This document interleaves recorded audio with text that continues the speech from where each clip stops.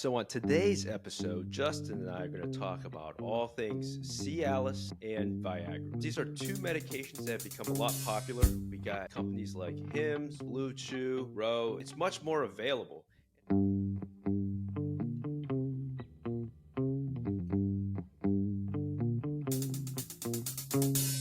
This is the Man Up Podcast, a doctor's guide to men's health. Each week on our podcast, we interview the top specialists of the field on various topics in men's health. You have questions that you are too afraid to ask, we have the answers.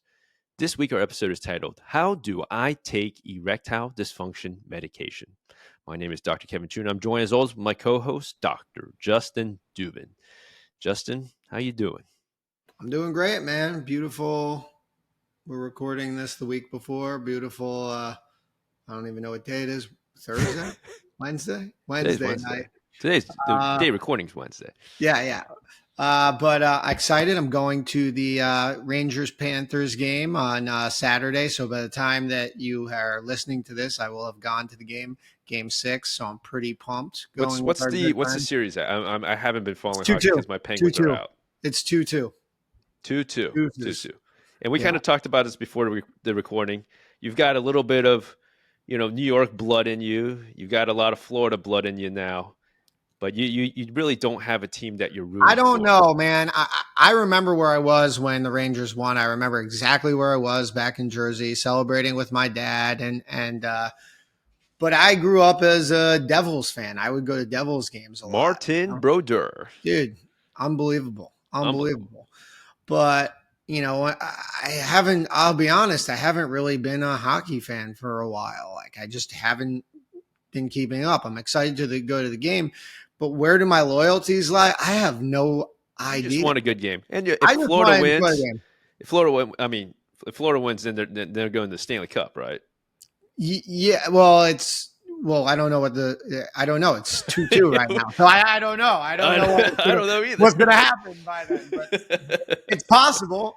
Or the Rangers could be going. Who knows? I don't know I can't tell you the future. By now, listening to this, you'll know exactly what will have happened. But no, I just want to go for a great game. I mean, honestly, the arena is really fun here. It's a good time. You've come with me. We've gone before. We've gone. It's a really good time. Hockey games are fun. Hockey games are fun. And Action's going nonstop. Probably the best sport to watch live. Truly, it's really fantastic. So I'm pumped, man. How are you doing? I'm doing good. Can't complain. Been watching some basketball. I follow basketball a little bit more. Justin, what do you? I mean, the Mavs and the I'm blanking on which team they're playing. Mavs and the Timberwolves. Timberwolves. I still think that series is a wrap. Of course. I mean, their Mavs are up 3-1. I had the argument that I think that Luka is the best player in the playoffs currently. I mean, that 3-point shot that he made yesterday towards the end when they were like mounting a comeback was insanity. I mean, he's unbelievable. He obviously doesn't play great defense, but it is what it is. But I just don't want Boston to win. I'll be honest. I don't care who comes out of the West. I just don't want Boston to win. I've had enough of Boston sports. I don't care for them. And let's go Mavs, I'm guessing. Portnoy, if you ever listen to a Man Up podcast, we don't like your Boston teams. There you go, man. That's fine with me. But so let's get into this episode. So today we're actually going to be discussing a common question that I think that a lot of us talk about all the time is how to properly take Viagra or Cialis. We review the medications, we review how to take them, the risks, the benefits. And I don't know about you, Kev, but I see a lot of guys when they come in for erectile dysfunction, young guys, old guys, they tell me that the medication Viagra doesn't work and I don't understand, or Cialis doesn't work. And I ask them, the first thing I say is, how did you take it? Because I think most of the time men are not counseled on how to take these medications. They don't understand how to take the medications properly, and they don't work because you're not using them right. Absolutely. I mean, these medications now are becoming so commonplace. We're getting ads for it. It's so easily accessible now. I think guys are getting it and taking it without being properly informed. So I hope this episode will clear up a lot of stuff. But you're absolutely correct. I had a patient come in yesterday who said, Doc, I took the medications and I sat there and nothing happened. And I went like, all right, yeah, did you watch a little porn? Did you think about some Right. stuff? And he said, nah, I just sat there, was watching some TV, and I didn't get a boner. I was like, did you want to get a boner? He's like, I don't know. And so, that's one of the things that we'll talk about in the episode where it's like, hey, look, it just doesn't happen with oral meds. It just doesn't happen. You need still some arousal, and we'll kind of touch on that. Yeah, and it's interesting because this is still like an old wives' tale. I'm going to just quickly say this because I was reading a couple things even online. For some reason, people are convinced that Viagra gives you an instant boner and Cialis does not give you an instant boner. Neither one gives you an instant boner. They both are literally pretty much the exact same medication, just a little bit different pharmacology, which changes how you use it, how you can use it, how frequently you need to use it, how and how to take it, and the risks and how it can impact you. But both of these, all of the oral medications that we discuss, do not just give you, it's not a movie where you take it, they slip it in the beer, and then the guy's just rocking a tent the whole time. It's just not how it works. So, but there's a lot of things you need to know that sometimes are not discussed, right? We did this episode because I think, a lot of guys we know get their ED medications from their primary care providers or direct to consumer. And sometimes they just give you the med and they don't have the time to discuss all of the things. So this is a great option and a great listen for a lot of people who maybe are thinking about trying the medications, want to choose which one is best for you because it's really dealer's choice. Or if they are struggling to use the medications and they don't really understand why, this is a really good, review for you to get it done. And we also address, my patients always come in saying like, I don't want none of that Viagra stuff. That gives you heart attacks right off the bat. Great point. It's always that. They're like, yeah, can't take that. Don't want a heart attack. That rock star died of the heart attack. And you're like, there's more to that. There's more to that. Probably cocaine. Correct. But this is a really good episode. I think it's a very helpful episode. Just me and Kevin on it, just shooting the shit. So I say let's get into it and enjoy the episode. Right, Kev? Let's do it. Guys, if you're listening to this podcast, you're probably interested in learning about your health. When it comes to understanding your fertility, there's no better test than the semen analysis. For a long time, however, the process of getting a semen analysis was difficult. There were not many places to get it done, and when you were able to, you'd have to go to an office, uncomfortably provide a sample in a cold, sterile facility. Nothing easy or fun about that. Fortunately, there is a new and better way to provide a semen analysis, and that's with Fellow. Through Fellow, you get an at-home semen analysis kit that sends you reliable results in less than 2 business days after providing a sample in the comfort of your home. And guess what? If you had a vasectomy and need to confirm that you are sperm-free, you can do that with Fellow from the comfort of your home too. That's right. No more awkward trips to the office. No more worries about finding a doctor who provides these services. Simply go to meetfellow.com. That is meetfellow.com and order your semen analysis or post-vasectomy semen analysis kit, and they will ship it directly to your home. Listen, we both love using Fellow for our patients, but the best part is you don't even need a script. Just go to meetfellow.com and purchase it online yourself. So if you or your partner are interested in learning more about your fertility status, check out Fellow at meetfellow.com and purchase a kit today. All right, so on today's episode, Justin and I are going to talk about all things Cialis and Viagra. So, these are 2 medications that have become a lot popular. We got companies like Hims, Blue Chew, Roe. It's much more available. And in particular, there's a patient population, younger people, that are using it more. And so, Justin actually did a really cool study. Justin, you want to go over it? Yeah, so we wanted to kind of explore this because, as you guys and our listeners know, direct to consumer medicine, and it's something we've talked about a lot, has become quite popular over the last, 5-10 years, but really since COVID has really taken off. And, Kevin and I for sure see a lot of guys under the age of 40 with ED looking for erectile dysfunction medication. So what we did is we surveyed men under the age of 40, 18 to 40. I wanted to see if they were using ED meds, how they were using them, how they were getting them, why they were using them. And interesting enough, we found about 39% of all of our surveyed men under the age of 40 had used erectile dysfunction meds. I'm not gonna lie, I actually thought it would have been higher. Right. Right? I'm sure you too. Yeah. Um, but interesting enough, the reasons why they were using them were, some of them were for performance anxiety with a partner. 56% used it for that reason. 46% used for difficulty maintaining erections, and about 39% said that it was for providing confidence during intercourse. Those were the most common reasons why guys under the age of 40 were using it.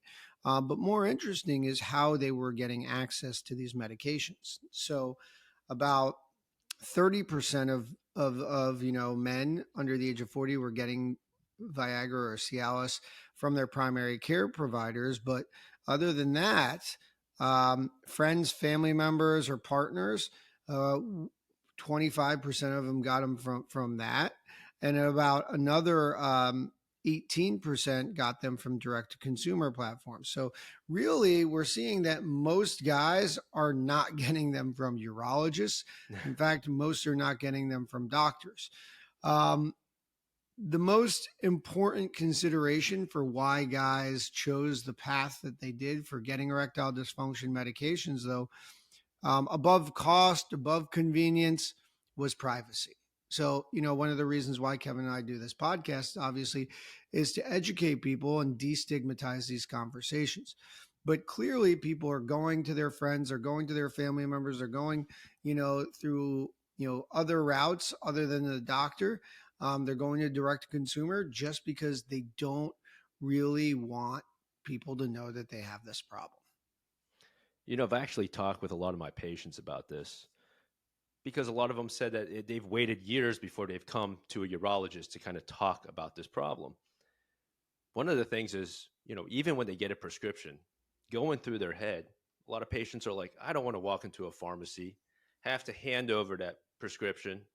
Basically, that prescription is saying, hey, I got some form of erectile dysfunction. And they're and I get it, and I see how DTC companies, it really makes sense, because this is something that is hard for guys to, one, talk about, and two, to kind of go seek that help for it. So I get it. I think it's a great point, and I do have a couple guys once in a while. I'd say a couple times a month. I say, "What pharmacy do you want me to send this to?" And they go, "Oh, send it to this one because I never go to this one. So it's further away from my house.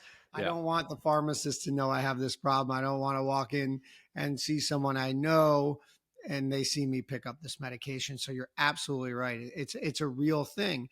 But as we're going to learn in this episode, there's nothing to be embarrassed about. It's clearly a very common problem. We just said 40% of guys under the age of 40 have tried them. And we know that erectile dysfunction rates are high, right? Up to 30 to 40% of guys under the age of 40 are now said to have erectile dysfunction, 50% in their 50s, 60% in their 60s, 70% in their 70s, and higher. So, chances are you're going to have this problem at some point in your life. So, educating yourself on these medications, understanding the difference is important, because one of the other things that, we found in this study, that the majority of guys didn't know 100% of the proper usage of Viagra or Cialis, or the risks and benefits. And so really, this is one of the things that we really need to highlight, and we're going to highlight in this episode today. Absolutely. Well, Cialis and Viagra have a lot of commonalities in essentially their mechanism of working. They actually have different properties, which kind of give, whenever I'm giving recommendations to my patients, why you may consider one over the other. And we'll also kind of go into some studies a little later that have kind of shown that, hey, is there actually a preference among patients, and so, those are some things we'll look at. So why don't we start off with sildenafil? Well, actually, why not? Actually, let's take a step back. Let's just talk about what these medications are. Yeah. These medications are known, they're part of a class of medications called phosphodiesterase 5 inhibitors. Now, phosphodiesterase 5, not to really bore you with too much details, is basically an enzyme that breaks down a certain element that is necessary to kind of tell your muscles to actually constrict, to kind of tighten up. And actually, what this is doing is preventing that breakdown of that enzyme. And as a result, you have persistent smooth muscle, increased relaxation, and that allows more blood flow to come into the penis. So that's how these medications work. They're really blocking one enzyme to basically allow for more blood flow to come into the penis. Yeah, and I think that's an important thing. And the other idea here when we're improving blood flow to your penis is that this is an oral medication. There's other medications, ED medications that we discuss. We're not going to discuss on this episode that, also dilate and improve blood flow to your penis, but they do it in a different way. That you don't need to be stimulated. These medications, both Viagra and Cialis, are not medications like you see in the movies where you pop a pill and you immediately get a boner, right? This improves blood flow throughout your body, and we'll discuss later on in the episode that there are some potential other benefits of these medications to you. But in this situation, it improves the blood flow so that when you do get aroused, when you do have an erection, you're able to get a stronger, firmer erection that will hopefully make you maintain as well if that's your problem. So this is not a medication that you take it and you just get a boner. And that's not, there are medications that are not oral medications that can potentially do that, but we're not going to be discussing those today. So, that's one of those things that they like to have fun with in movies and pop culture, but that's something that you really don't have to worry about here. That's a fantastic point, because that is a common misconception. Patients will be like, hey, I took the medication, didn't work, look down, nothing happened, even though they didn't, no arousal or anything of that happened. Before we, start, just a little fun fact, how did these medications actually come about? It wasn't like everyone sat down and was like, all right, how do we make erections better? I mean, Justin and I do that, but other scientists, they weren't doing that. They weren't doing that. Basically, they were actually trying to figure out treatment for high blood pressure or for like chest discomfort. And that's actually, as they were going through these trials, they were like, wow, our guys are getting better erections. Well, I'm pretty sure they were the patients who were not taking the placebo did not want to give back the medication. Yes.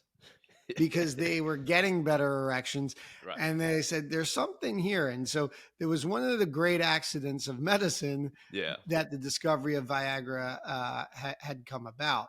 But it's amazing that when you look at the history of medicine, how many beautiful accidents there were. And this happened to be one. It's a very interesting story.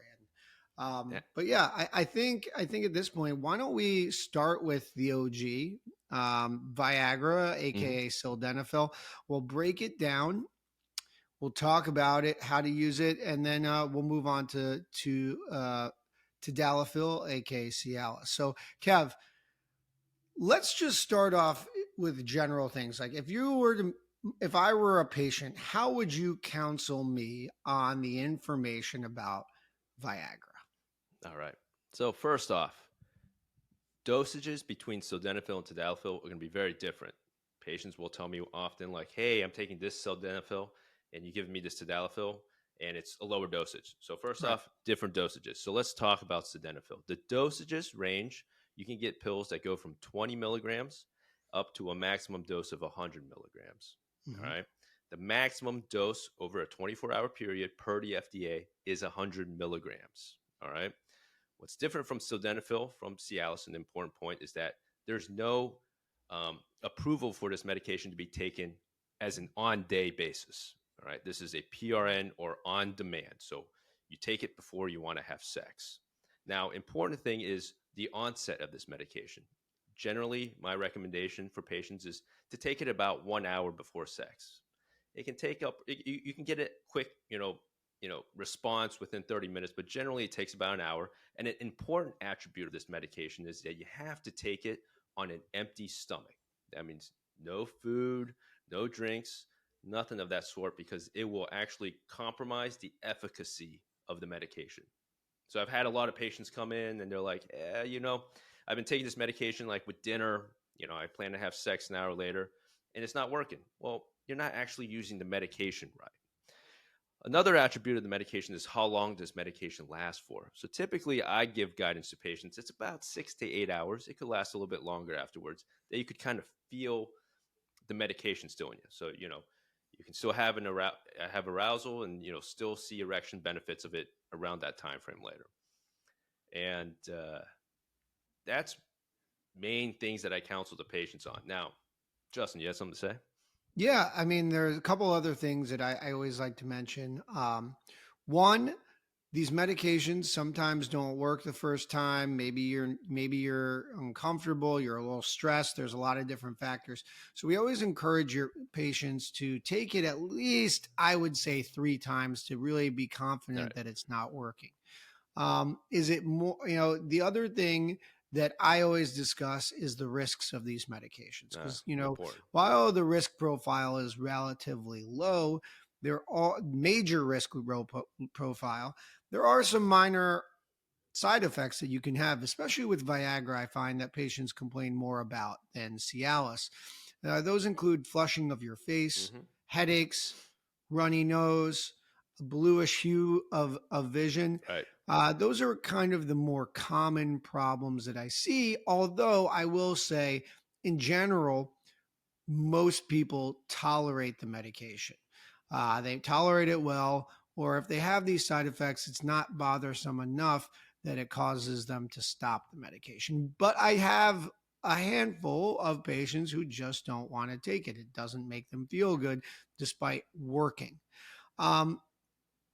So I think that those things are very, very important to understand about Viagra. The other thing is that, these medications, and I'll repeat this again for tadalafil, we forgot to mention, these are medications that are non-addictive. You can't get addicted. You cannot get dependent on Viagra or Cialis. There is an idea, a concept called tachyphylaxis, where you take a medication and you require more and more of the medication to work. Really, there is no data supporting that Viagra or Cialis have this issue. And in fact, if a patient tells me that after 5 years, Viagra stops working or tadalafil stops working, I would often say we switch it. And if it still doesn't work, I would probably say that's a penis and a health problem, unfortunately. Would you agree there, Kevin? It's a fantastic and excellent point. You're not growing a dependency on the medication. What causes erectile dysfunction? Some, poorly controlled diabetes, high blood pressure, other medical issues. And a lot of times this could just be progression of those, which is causing issues and worsening of your erectile dysfunction. It's not a dependency from the medication. So I completely agree with you, Justin. Yeah. And so I think that's the general stuff about Viagra. There are some very fun alternate things about Viagra that, we do often, or we're starting to understand. And one of them is this idea that I get asked a lot about now, especially is, this idea of dementia. Kevin, have you stumbled upon this? Are people asking about this as well for you? Yeah, I mean, there's some studies out there that are kind of pointing that sildenafil may offer, correct me if I'm wrong, protective or maybe, offer, improvements for patients against Alzheimer's. Is that correct? Yeah, so it's very interesting because I did kind of a deep dive a while back on this a couple of years ago. I was just very interested in the data. My grandfather is jacked. He always asks me about it. So I kind of went a deep dive. The interesting about Viagra specifically when compared to tadalafil or Cialis is that Viagra actually crosses the blood-brain barrier, meaning it does dilate the blood vessels of your brain. These are systemic drugs, right? It impacts the blood flow of your penis, of course, but all the other aspects of your body. And the same things with sildenafil, with tadalafil.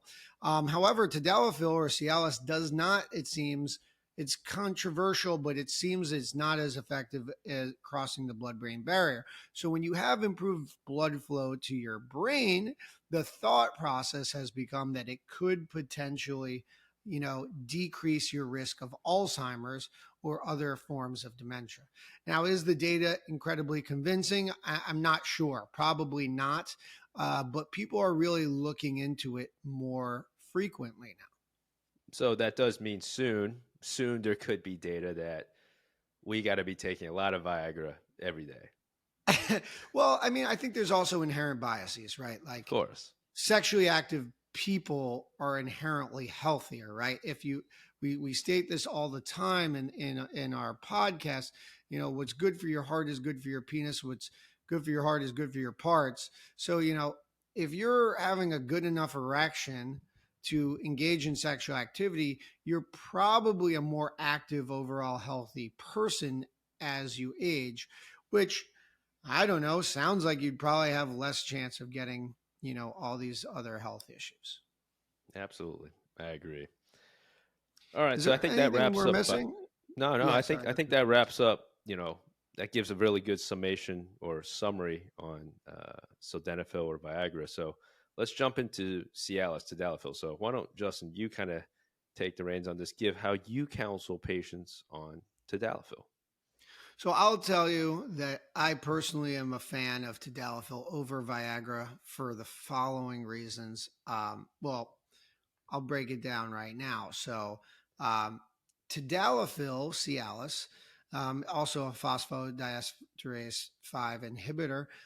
Basically, how it works is exactly the same as Viagra, but pharmacologically, it's a little bit different. It lasts up to 36 hours in your system. In fact, some people call it the weekender because theoretically, you take one on Friday, you should be good through Sunday, but you can still take it as needed daily. The other thing is, it actually, because it lasts longer, it also takes a little bit more time to kick in. So, like Kevin said, an hour, on an empty stomach beforehand for Viagra. For Cialis, I usually say at least 2 hours. But the good thing is you can have it with or without food.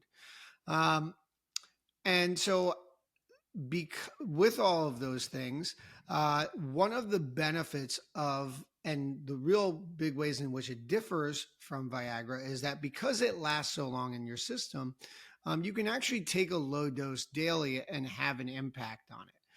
So traditionally, the way that we do it is you can take the dosage is in a 5, 10, or 20 milligram dose, 20 milligram being equivalent to the max dose, which is 100 milligrams of the Viagra. Right. Now, you can take a 20 milligram as needed, or, if you want to take a daily dose, you can take a 5 milligram daily. And what's interesting is that half-life of the medication, it lasts so long that after about 5 days of taking a 5 milligram dosage, you actually have about 10 milligrams in your blood. So you actually you're maximizing the dosage by taking it daily to 10 milligrams.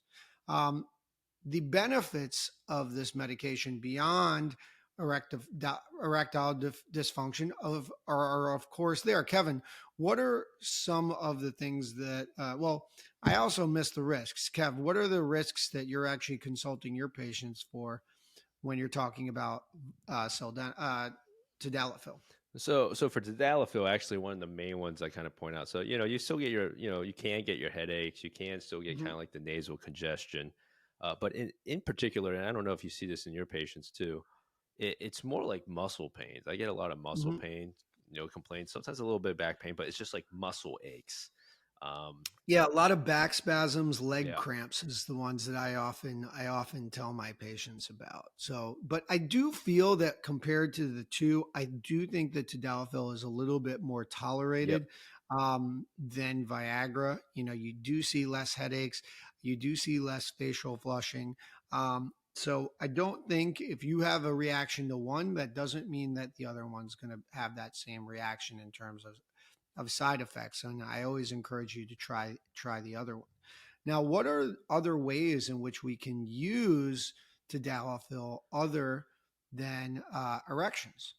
So, the daily tadalafil is actually approved for treatment of enlarged prostates, benign prostatic hyperplasia. That's actually where the clinical indication has received its approval. So, in general, for patients with enlarged prostates, which are also, things that Justin and I take care of, we chiefly used to use medications or still use medications such as something called like Flomax, or these are, medications that really can increase the blood flow, or sorry, the urinary flow with patients with an enlarged prostate.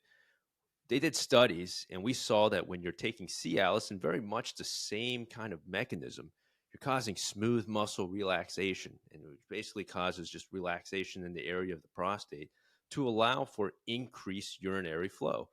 And so patients who take that daily actually have rather good management of BPH, and so that's one of the main actually uses for a daily tadalafil. Yeah, and it's great because you can do a 2-for-1 special. Yeah. Often guys come in, they have issues with their urinary problems and they want to get something for their erections. And then I always say in that situation, if you're listening, tadalafil is definitely the better option Yeah. for you. Now, I think that it for me, when I talk to a patient specifically about tadalafil, some guys they say, well, what do I do? Should I take it as needed? Should I take it daily? Hmm. How do you counsel patients? And I think we can include now in this the Viagra as well, because it's a conversation that I see every day is, doc, I say, listen, these are all great medications. They're all pretty much the same. I gave you the risks and benefits. I told you how to use them. Now tell me, what do you want? And they go, doc, what do you think is best? So how do you respond to that, and how do you counsel your patients, Kevin? So look, we're moving into different times. It's a different time. It's a different era of these medications, right? And so I will tell you, I counsel my patients first off. If spontaneity is very important for you, if spontaneity is very very important for you, I go like, look, just take a daily Cialis every day. Yep. Just take it, and like, hey, you're gonna have essentially 10 milligrams in your body at a time when you may need it, and that may be all that you need. And there you go. And so if that's very important, I kind of try to sway my patients to a daily Cialis. And some of my other patients are a little bit more like, no, I kind of know when I'm going to have sex, and I don't want to be taking a medication every day. Then excellent, we have your on-demand options, which can be Viagra or which can be Cialis, and it's and both have their pros and cons with it. If you're really good at being able to take it on an empty stomach, and you're feeling it better with the Viagra, then go with the Viagra. How do you counsel them, Justin? No, I think you're 100% on the head there. I do ask people, and I do, especially in these younger guys, if there's an anxiety component around it, That's good. I always recommend the daily tadalafil because of exactly what you said. If you're fumbling around with a Yeah. medication, you're increasing your stress on timing a medication. Having it in your system, not thinking about it, being ready to go, I think is a real benefit a lot of the times. So I think that for high anxiety people, and I let the patient know, I say, listen, you know yourself better than me, you know, is this something that you can tolerate doing on a daily basis? Is this something that stresses you out thinking about timing it? The other thing is, some guys tell me, they go, listen, I don't want any medication in my system for 36 hours. And they go with the Viagra. Yeah. They go, I want it in, I want it out. I don't want medication in my system if I'm not using it. And then I tell them to go with Viagra. And the other thing, like you said, some older people, they say, listen, I have sex 3 times a month. We have it every Saturday, 3 Saturdays. I don't need to take anything every day. I'll just take the Viagra and I'm good. So, I think it really depends on the patient. It depends on their goals. It depends on how sexually active they are. But the bottom line is these are all great medications that, you can kind of play with it, or try one and try another, and it's totally safe. Now, Kevin, do you ever use both at the same time for some of your patients? Well, for some of my patients who are actually having pretty, I would say if they're if we're looking at on a measuring on an IF score, they're like more on their like moderate severe, and it's really taking maximum dosage. Um, I do in certain cases, I do. Right. Uh, and if it's able, and it just a couple things I make sure to consider that they're tolerating it well, they're not dropping their blood pressures to a very unsafe level. There's a lot of discussion and going through it together. But for some of my patients, they require both to really be able to get a good erection. Yeah, I agree. It happens where guys don't want to take injections into their penis. Yeah, So what we offer is usually a daily Cialis with an as needed on demand Viagra. right. Now, I don't recommend our listeners do this. I don't recommend they do that without talking to a healthcare provider. But these are options that we potentially could provide if patients need an extra boost. And it often does work, I will tell you, because while they are similar, they are, as we said, pharmacologically a little bit different. So they can kind of, be a little bit synergistic. Absolutely. But this leads me to my next question, actually. And it's a very, very important question with regards to these medications, Kevin. Do these medications give you a heart attack? Does Viagra and Cialis give you a heart attack? Can they give you a heart attack? Well, I mean, I think it's a bit of a loaded question, right? I don't think the medication itself does. Now, if if you're a patient that you have chest discomfort and you're taking like nitrates, I guess that's one thing we never even really talked about. Actually, it's Right. important that if you take any nitrates or you have at any risk of using it, you can't be taking sildenafil or tadalafil because this will really, really lower your blood pressure to very unsafe levels. Now, in terms of getting a heart attack, if you have bad heart disease, the actual act of sexual, activity will be what causes you to have a heart attack. So, 100%. it's not the medication. Unfortunately, it's usually your heart that's already been an underlying risk factor. Right, exactly. And that's the point. A lot of guys come in, they're like, I'm worried I'm going to get a heart attack. I said, well, you know, it's not the medication that does it. It's guys come in, they haven't moved in fucking 5 years, and all of a sudden they have the motivation to try to have sex, and they're straining themselves like they haven't strained themselves in a long time, and they have a heart attack. It's the medication that motivates them to do Right. some kind of sexual activity. Then that activity is the thing that causes the heart attack. So these medications are safe.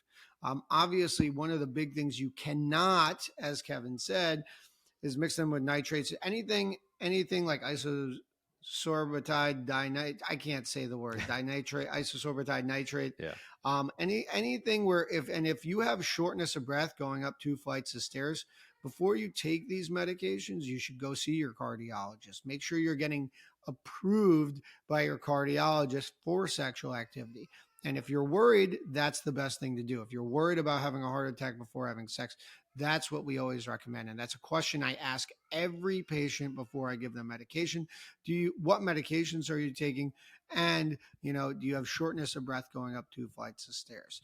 And I think that's a good gauge for your heart health. And I think that's a cardiovascular guideline question. That's right. Is that correct? That's correct. That's correct. You're 100% correct. Now, Kevin, in addition to the nitrates, are there any other medications, especially in younger guys, that we tell them to kind of, maybe not meds, but or maybe recreational meds, that we do warn younger guys under the from using when in combination with PD-5 inhibitors like Viagra or Cialis? I'm trying to read your mind here. Are you talking about like cocaine? Yeah, Yeah. So yeah. okay. So So one of the things that everyone gets really scared about is when you take these medications, am I going to get an erection that just doesn't go down? Right. This is something Right. called a priapism. Justin and I will tell you generally that doesn't happen when you just take the medication by itself. Yes. All right. Sure, it will read it on the labels, all that stuff, but it generally just doesn't happen. Cocaine, though, is a vasoconstrictor. And so when you take cocaine, when you snort cocaine and utilize either tadalafil or Viagra, you increase your chances for actually developing a priapism. Yeah, I mean, you can have a priapism just on cocaine alone. There you go. If you take it with Viagra or Cialis, it increases its risk. So I always ask people if they take recreational drugs. I think also MDMA, it also is increases your risk of a priapism. Now, remember, priapism, erection that lasts longer than 4 hours, it's a medical emergency. If you have that, you need to go to the ER. But in general, taking Viagra or Cialis is very, very safe. The chances of you getting a priapism, I don't think I've ever seen anyone get a priapism or heard of anyone getting a priapism directly just by using these meds. You'd have to take an ungodly amount of them. But as long as your blood pressure would have been, bottomed out by then if you've taken that much. Well, you'd be surprised. I actually saw a patient recently who got a priapism from gas station pills. Wow. And we do know that the gas station pills, there's data showing that some of them have like 200 times the levels of Viagra or Cialis. Insanity. So you do have to be careful. And this once again goes back to the safety and understanding what you're putting in your body. If you're taking the gasoline pills, gas station pills, they are not regulated. Yeah. The medications we give you, they are regulated. So guess what? If you're taking those, you're probably spending more money than if you go to the doctor and just get a really, get some Viagra or Cialis, which at this point, it's all generic. It should be relatively cheap. I'm talking very, very cheap. I can get 90 pills of either Viagra or Cialis for about $35 at this point. Right. So, there's no reason to not talk with your doctor about these things. It always astounds me. Look, sure, can we do more research and supplements and all that stuff, but that stuff is not regulated. Like pharmacological medications have to have some oversight. So what you're putting in your mouth, what you're getting, right? If you go again, these guys, it's just insane. But I think it really is the underlying story here is that most guys, you're at a gas station, you look up, it's another guy. It's a guy that maybe you look at and you're like, hey, maybe that guy has ED, so I'm going to buy these gas station pills right here because he's not going to judge me, Right. It's got to be probably kind of the thought process. And, hopefully us talking about it more, you can go down the right avenues, find the right help that you need, and get these medications that are awesome and that will work for you. Yeah, and 100%. And the thing is, once again, I want to reiterate, the gas station pills are very dangerous. There's no doubt about it. There's a lot of literature on them. They're dangerous. Those can probably give you a heart attack. Yeah. Those, I'm sure they have killed people. Actually, there's data on them. You just heard a story where I saw a patient recently, it gave them a priapism, which caused erectile dysfunction. So, the gas station pills are not worth it. Don't mess around with them. They got other bad chemicals in them. So, go to your doctor, talk to your doctor, and they can get you, a good, regulated, safe medication. Now, Kevin, do these medications actually work for everyone, though? No, they don't. Remember, erectile dysfunction is a spectrum, right? We use a lot of questionnaires to kind of try to grade people. But, I think Justin and I, we've talked about it before in a previous episode. One of the things that we kind of do is just put a scale of 1 to 10. How good's your rigidity? How good are you maintaining? And from that sense, already I can usually give guidance to patients. Like if you're telling me like, hey, doc, I haven't had an erection in about 3 years, maybe it's like a 1, 2 out of 10. I'll kind of give guidance like, look, I'm like, absolutely, let's give it. And you're saying like my diabetes is like really has been out of control. Just recently started on some medication. I give some guidance. I'm like, look, we can give this a try, but expectation wise, it probably won't work because if your penis, if the vessels are too small to, have already been stenosed a bit that you can't get enough blood in there, it doesn't matter getting some medications on from a systemic standpoint to really help dilation is going to really cause inadequate erection. And that's why we have other treatment options like injections or surgery, all these other adjunctives like, vacuum pumps. So Yeah, no, it's a great. I think you nailed it. Sometimes you can't make more. You can't improve blood flow to something that is completely damaged, unfortunately. Right. But hopefully for those who can use these medications, they seek the right ways to get them. They learn about them, and they understand how to use them. Because I think one of the problems that we've seen, and as we have data supporting, is proper usage, understanding the risks, understanding what you can and can't do, and setting expectations, which I hope we did today. I don't know, Kev, did we miss anything? I feel like we kind of covered pretty much everything. No, I think we covered it well. We covered again, exactly how it should be used, dosages, how long it'll last, side effects, and just kind of highlighted, potential differences between tadalafil and sildenafil. But no, I think we covered it all. I think the final question really is, do you think one's better than the other? And I think that's what it comes down to. Look, if you're to ask me, I always tend to tell my patients, I'm a simple guy. I don't like to think so much. So if you're gonna have to tell me like, hey, look, I'm gonna have, not eat or drink anything and then plan to have sex an hour later, that's already complicated for me, right? Super complicated. So I tend to generally recommend my patients tadalafil, and that's kind of where I start. How about you, Justin? Yeah, I agree with you. I think that because there's more ways to take tadalafil, I think it gives you a little bit more leeway. I personally like that it lasts so long. So that gives people, like you said, less time, less anxiety, less timing of things. And I tell people that I say, listen, if you think you may have sex, you could take it in the morning and you're good for the Yeah, day. So it's, I think that, in effectiveness, they're both equal. But I think in terms of convenience, I find tadalafil better. 100%. All right. So I think let's wrap this up. Thanks as always, guys, for listening to the episode. Download, subscribe, give us a review on all the podcasting platforms, Spotify, iTunes. We're on YouTube. Our YouTube has been picking up a little All bit, right. but Thank we you, need guys. more subscribers. We need more views. We got the good cameras. We're editing this shit up. So come take a look at our beautiful faces on YouTube. You can find us on all social media platforms at the Man Up Pod. But for Kevin and Justin, thanks for listening. Until next time, have a good one.